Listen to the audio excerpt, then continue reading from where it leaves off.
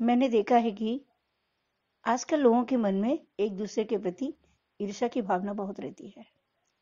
लोग अपने दुख से दुखी नहीं, दूसरों के सुख से ज्यादा परेशान रहते हैं। इसी ईर्ष्या के कारण वो ऐसा कदम उठा लेते हैं कि खुद ही मुसीबत में फंस जाते हैं।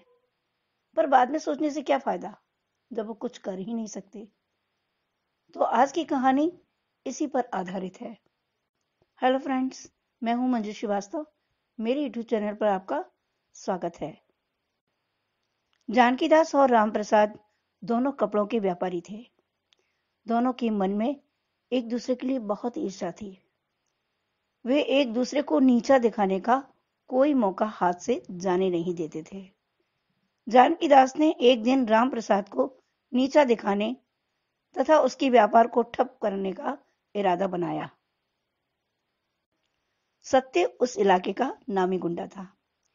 एक दिन जानकीदास ने उसे बुलाया और उसे रामप्रसाद की कपड़े की मिल में आग लगाने के लिए कहा।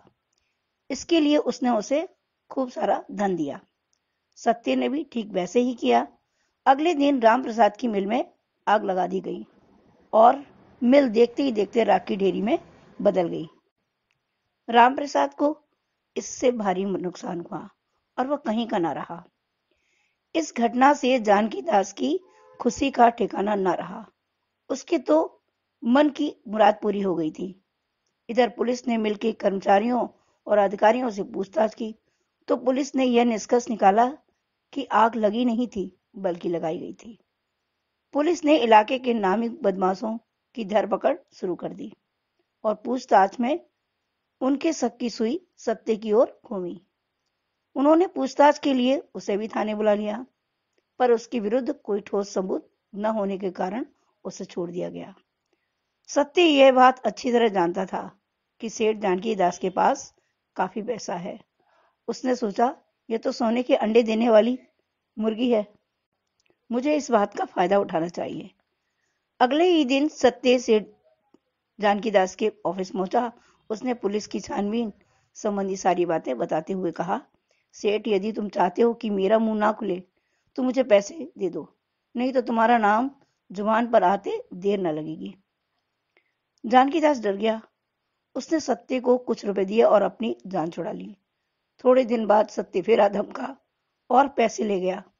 अब तो सत्य थोड़े थोड़े दिनों बाद आने लगा और सेठ जानकीदास को ब्लैकमेल कर धन बटोरने लगा।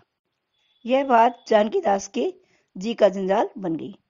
जानकीदास इस बात को लेकर अब बेहद परेशान नजर आने लगा।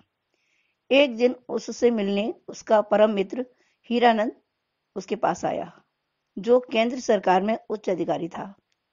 जानकीदास को परेशान देखकर उसने उसके कारण जानना चाहा, तो जानकीदास ने उसे टालने की बहुत कोशिश की, पर बार बार उसके द्वारा पूछे जाने पर जानकीदास ने उसे सारी बात बता दी। हीरानंद लंबी सांस भरकर बोले, तुमने सत्य जैसे गुंडे को बुलाकर खुद ही मुसीबत को बुलाया है।